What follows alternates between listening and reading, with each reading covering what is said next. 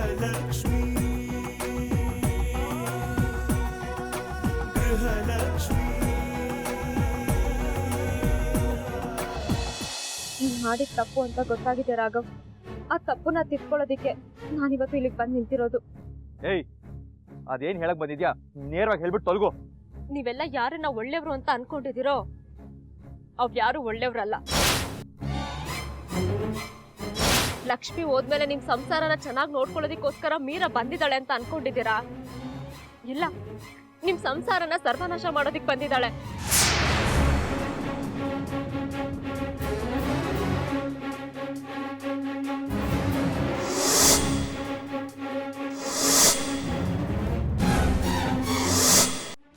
ನನಗಿಂತ ಲಕ್ಷ್ಮಿಗೆ ಇನ್ನೂ ಚೆನ್ನಾಗಿ ಗೊತ್ತು. ಮೀರಾ ಮದುವೆಯಾಗಿ ನನ್ನ ಮನೆಗೆ ಬಂದಿರೋದು ನನಗೋಸ್ಕರ ಅಲ್ಲ, ಲಕ್ಷ್ಮಿಗೋಸ್ಕರ. ಮೀರಾ ಯಾವತ್ತಿದ್ರೂ ಇನ್ನೊಬ್ಳು ಲಕ್ಷ್ಮಿ ಆಗ್ತಾಳೆ ಹೊರತು ಮತ್ತೊಬ್ಳು ಪ್ರಿಯ ಆಗಲ್ಲ.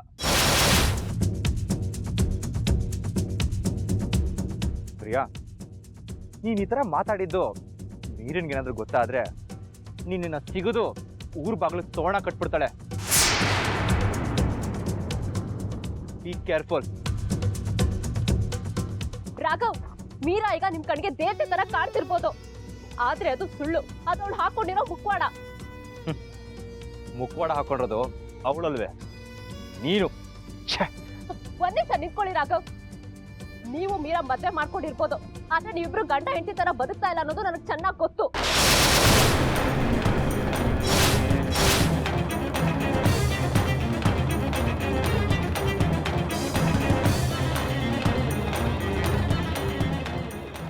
ವರ್ಷ ನಿಮ್ ಪ್ರೀತಿಗೋಸ್ಕರ ಕಾದು ನಿಮ್ಮನ್ನ ಮದ್ವೆ ಮಾಡ್ಕೊಂಡಿರೋ ಮೀರಾ ಒಂದೇ ಒಂದಿನೂ ನಿಮ್ಮನ್ನ ಅವಳ ಹತ್ರ ಸೇರಿಸ್ಕೊಳ್ದೇ ಇರೋಷ್ಟು ಒಳ್ಳೆಯವಳು ಅನ್ನೋದು ನನಗ್ ಗೊತ್ತು.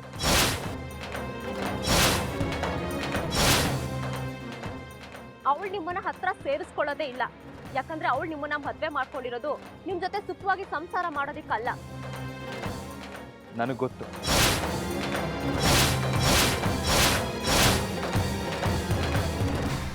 ಮೀರಾ ನನ್ನ ಮದುವೆ ಆಗಿರೋದು ನನ್ನ ಜೊತೆ ಸಂಸಾರ ಮಾಡೋದಕ್ಕಲ್ಲ, ಲಕ್ಷ್ಮಿ ಸ್ಥಾನ ತುಂಬಕ್ಕೋಸ್ಕರ.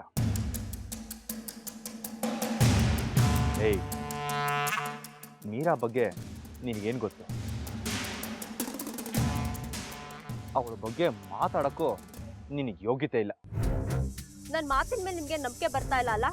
ಹಾಗಾದ್ರೆ ಒಂದ್ ಕೆಲಸ ಮಾಡಿ, ಈಗಲೇ ಮೀರಿನ ಹತ್ರ ಹೋಗಿ ಒಬ್ಬ ಗಂಡನಾಗಿ ಅವಳಿಗೆ ಹತ್ರ ಆಗೋದಿಕ್ ಪ್ರಯತ್ನ ಪಡಿ. ಆಗ ಅವಳು ನಿಜವಾದ ಮುಖ ಗೊತ್ತಾಗತ್ತೆ. ಅವಳು ನಿಮ್ಮನ್ನ ಖಂಡಿತ ಹತ್ರ ಬಿಟ್ಕೊಳ್ಳೋದಿಲ್ಲ. ಇದು ಸತ್ಯ, ನಾನು ಹೇಳಿದಷ್ಟು ಸತ್ಯ. ಹೋಗಿ ಟೆಸ್ಟ್ ಮಾಡಿ ನೋಡಿ.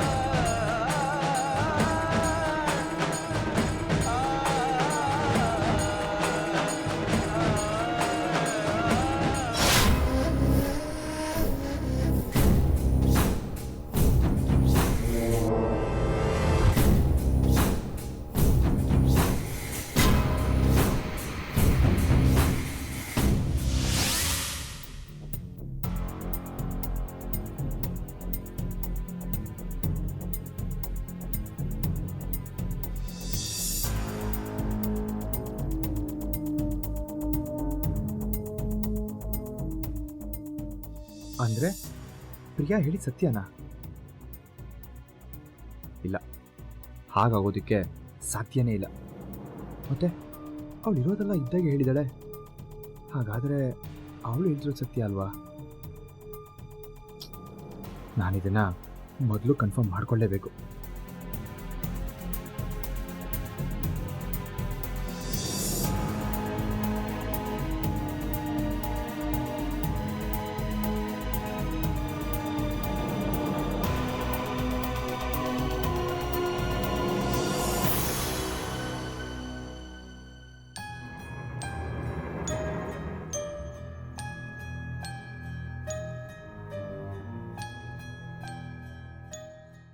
ಮೀರಾ ನೋಡಿದ್ರೆ ನನ್ನ ಫ್ಯಾಮಿಲಿ ಜೊತೆ ತುಂಬ ಖುಷಿಯಾಗಿದ್ದಾಳೆ. ಇವಳು ನಾಟಕ ಮಾಡ್ತಿದ್ದಾಳ ಅಥವಾ ರಿಯಲ್ ಆಗಿ ಬಿಹೇವ್ ಮಾಡ್ತಿದ್ದಾಳ?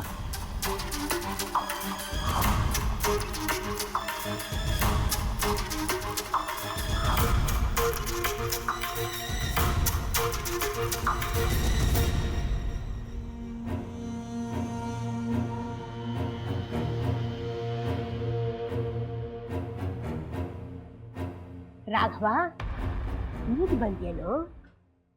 ಇಲ್ಲಿ ನಿಂತ್ಕೊಂಡು ಏನು ಮಾಡ್ತಾ ಇದೀಯೋ? ರಾಘವ, ನೀನು ಏನೇ ಹೇಳು, ಈಗ ನಮ್ಮ ಮನೆ ತುಂಬಾ ಸಂತೋಷವಾಗಿದೆ ಕಣೋ. ಈ ಸಂತೋಷಕ್ಕೆ ಕಾರಣ ಲಕ್ಷ್ಮಿ ಮತ್ತೆ ಮೀರಾ. ಅವರಿಬ್ಬರನ್ನು ನೋಡು, ಎಷ್ಟು ಪ್ರೀತಿಯಿಂದ ಕೂತಿದ್ದಾರೆ. ಯಾವ ಸ್ವಾರ್ಥನೂ ಇಲ್ಲದೆ ತಾನು ಹಿರಿ ಹೆಂಡತಿ, ನಾನು ಈಗ ಬಂದಿರೋಳು ಅಹಂ ಇಲ್ಲದೆ ಎಷ್ಟು ಅನ್ಯೋನ್ಯವಾಗಿದ್ದಾರೆ.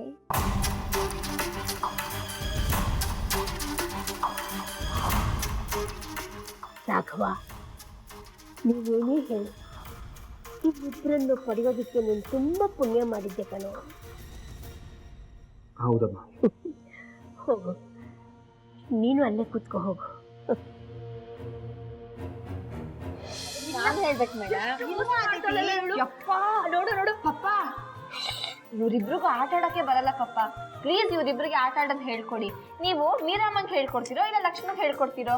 ರಾಘವ್, ನೀನ್ ನನ್ಗೇನ್ ಹೇಳ್ಕೊಡೋದ್ ಬೇಡ, ಲಕ್ಷ್ಮಿಗೆ ಹೇಳ್ಕೊಡು. ಹಾಗಾದ್ರೆ ನಂಗೂ ಹೇಳ್ಕೊಡೋದ್ ಬೇಡ, ನೀವು ಮೀರಾಗೆ ಹೇಳ್ಕೊಡಿ. ಇಲ್ಲ, ಲಕ್ಷ್ಮಿಗೆ ಹೇಳ್ಕೊಡ್ಬೇಕು. ಇಲ್ಲ ಇಲ್ಲ, ಮೀರಾ. Hello, stop. ಏನ್ ಪಪ್ಪ ಇದು? ಇವ್ರಿಬ್ರು ನೀವ್ ಹೇಳ್ಕೊಡೋದ್ ಬೇಡ ಅಂತ ಹೇಳ್ತಿದ್ದಾರೆ. ನನಗೆ ಯಾಕೋ ತುಂಬ ತಲೆ ನೋಯ್ತಿದೆ. ನಾನು ಯಾರಿಗೂ ಸಪೋರ್ಟ್ ಮಾಡಲ್ಲ. ನಾನು ಹೋಗಿ ಸ್ವಲ್ಪ ಹೊತ್ತು ಮಲ್ಕೋತೀನಿ. ಪಪ್ಪ,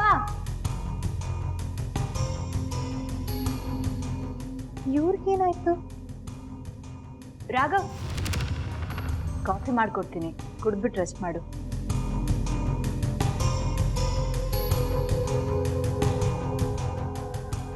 ಇವ್ರು ನಾಟಕ ಮಾಡ್ತಿದ್ದಾಳ ಅಥವಾ ರಿಯಲ್ ಆಗಿ ಬಿಹೇವ್ ಮಾಡ್ತಿದ್ದಾಳ? ಒಂದು ಅರ್ಥ ಆಗ್ತಿಲ್ಲ. ಇಲ್ಲ, ಇವಾಗ ಅದನ್ನ ತಿಳ್ಕೊಳ್ಳೇಬೇಕು.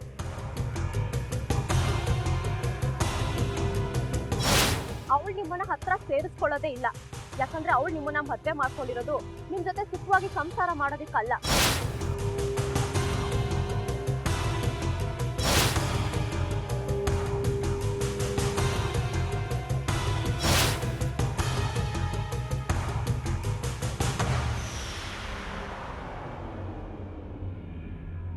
ರಾಘವ್, ಕಾಫಿ.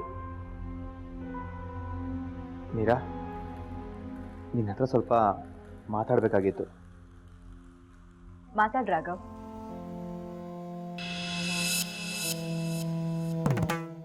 ತಲೆನೋವಿಗೆ ಒಂದು ಟ್ಯಾಬ್ಲೆಟ್ ತಗೊಂಡ್ ಬಾ.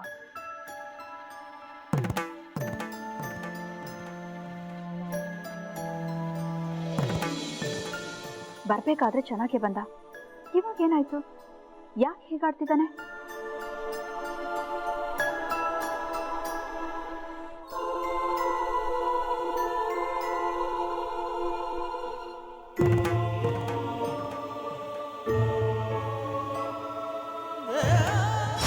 ನೀವು ಮೀರಾ ಮದ್ವೆ ಮಾಡ್ಕೊಂಡಿರ್ಬೋದು, ಆದ್ರೆ ನೀವಿಬ್ರು ಗಂಡ ಹೆಂಡತಿ ತರ ಬದುಕ್ತಾ ಇಲ್ಲ ಅನ್ನೋದು ನನಗೆ ಚೆನ್ನಾಗಿ ಗೊತ್ತು.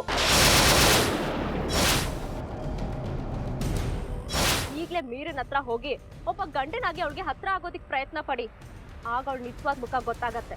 ಅವಳು ನಿಮ್ಮನ್ನ ಖಂಡಿತ ಹತ್ರ ಬಿಟ್ಕೊಳ್ಳೋದಿಲ್ಲ.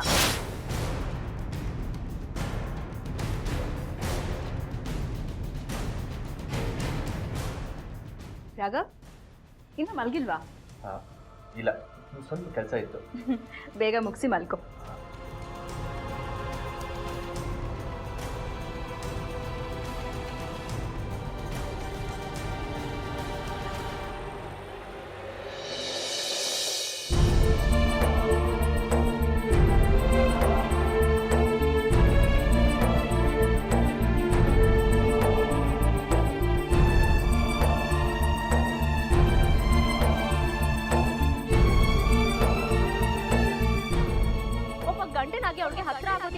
ಪಡಿ ಆಗ ಅವಳು ನಿಜವಾದ ಮುಖ ಗೊತ್ತಾಗತ್ತೆ.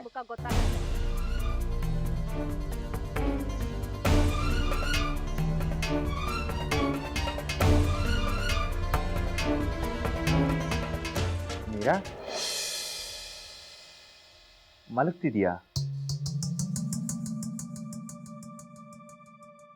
ಯಾಕೆ ನೋಡಿದ್ರೆ ಗೊತ್ತಾಗ್ತಿಲ್ವಾ? ಅಲ್ಲ, ನಿದ್ದೆ ಮಾಡ್ತಿದ್ಯಾ ಅಂತ ಕೇಳಿದೆ. ಯಾಕೆ ಹೀಗೆಲ್ಲ ಮಾತಾಡ್ತಿದ್ಯಾ? ನಿನ್ ಜೊತೆ ಮಾತಾಡ್ತಿದ್ದೀನಿ ಅಂದಮೇಲೆ ನಿದ್ದೆ ಹೇಗೆ ಮಾಡೋಕ್ಕಾಗುತ್ತೆ? ಹೌದಲ್ವಾ, ಸಾರಿ. ಮೀರಾ, ನೀನಾ ಕಲ್ಮಲ್ಗಿದ್ಯಾ?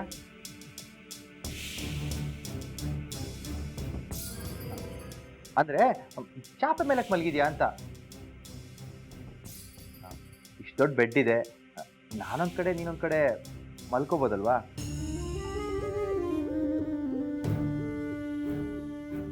ಬಾ ಮೀರಾ, ಮೇಲೆ ಬಂದು ಮಲ್ಕೋ.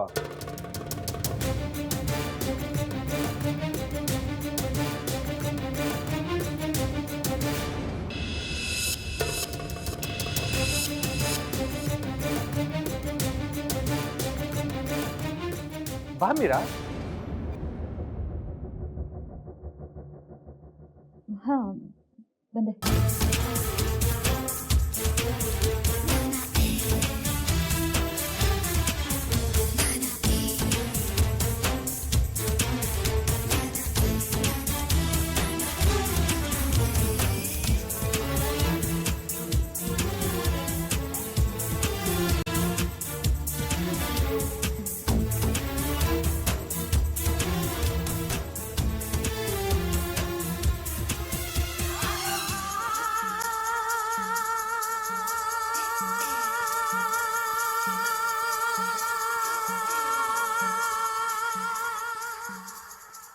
ಪ್ರಿಯಾ ಹೇಳಿದಾಗೆ ನೀರನ್ನ ಚೆಕ್ ಮಾಡ್ಲಾ? ಇವಾಗ ಏನು ಮಾಡಲಿ?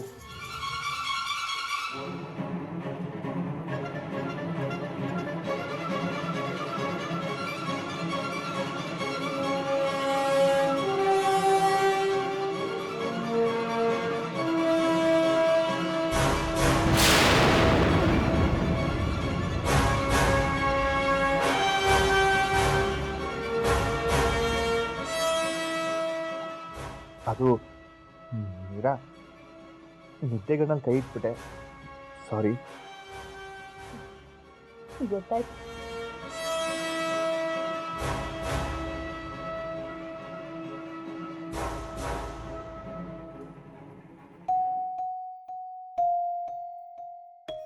ಇಲ್ಲ, ಪ್ರಿಯಾ ಹೇಳಿ ಕನ್ಫರ್ಮ್ ಆಗಬೇಕು ಅಂದರೆ ನಾನಿವತ್ತು ಧೈರ್ಯ ಮಾಡಲೇಬೇಕು.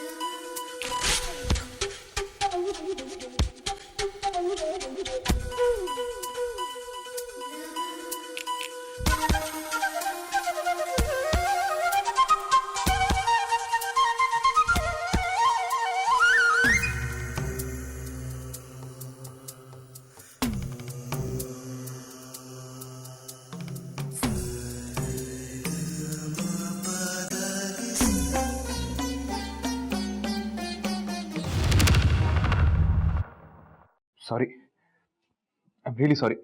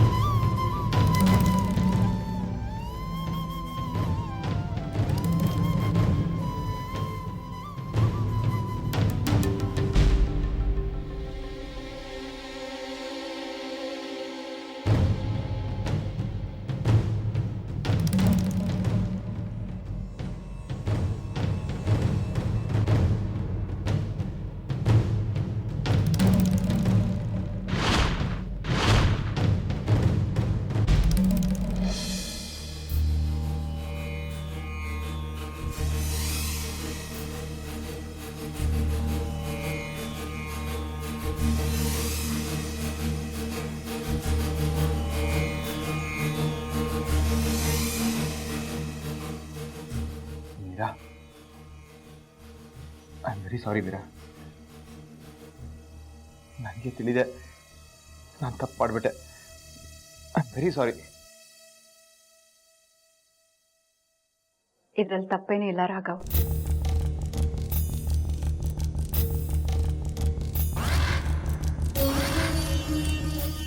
ಯಾಕಂದ್ರೆ ನಾನು ನಿನ್ನ ಹೆಂಡತಿ.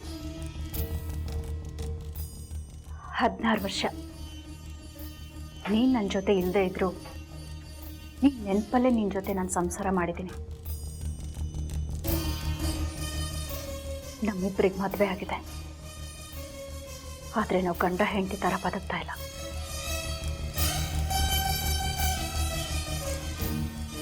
ಜೀವನ ಎಷ್ಟು ವಿಚಿತ್ರ ಅಲ್ವಾ? ಅದಕ್ಕೆ ನನಗೇನು ಬೇಜಾರಿಲ್ಲ. ನಾವು ಈ ರೀತಿ ಇರೋದು ಲಕ್ಷ್ಮಿ ಗೊತ್ತಾಗಿದೆ. ಅದಕ್ಕೋಸ್ಕರ ಅವಳು ಪ್ರತಿದಿನ ಕೊರಗ್ತಾ ಇದ್ದಾಳೆ. ಆ ವಿಷಯವಾಗಿ ಲಕ್ಷ್ಮಿ ತುಂಬಾ ಯೋಚನೆ ಮಾಡ್ತಾ ಇದ್ದಾಳೆ. ಹಾಗಂತ ನಾವಿಬ್ರು ಗಂಡ ಹೆಂಡತಿ ಥರ ಇರಬೇಕು ಅಂತ ನಾನು ಹೇಳ್ತಾ ಇಲ್ಲ. ಲಕ್ಷ್ಮಿಗೋಸ್ಕರನಾದರೂ ನಾವು ಆ ರೀತಿ ಇರಬೇಕಲ್ವಾ?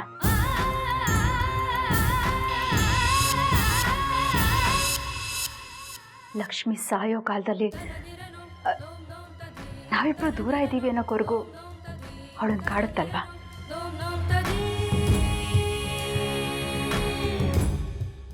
ನಾನು ಈ ವಿಷಯನ ಮೊದಲೇ ಮಾತಾಡಬೇಕು ಅಂದ್ಕೊಂಡೆ, ಆದರೆ ಆ ಟೈಮ್ ಇವತ್ತು ಬಂತು. ನೋಡು ರಾಘವ್, ನನಗೆ ಲಕ್ಷ್ಮಿ ಸಂತೋಷ ಮುಖ್ಯ. ನಾನು ಏನು ಹೇಳ್ತಾ ಇದ್ದೀನಿ ಅಂತ ನಿನಗೆ ಅರ್ಥ ಆಗಿರ್ಬೇಕಲ್ವಾ?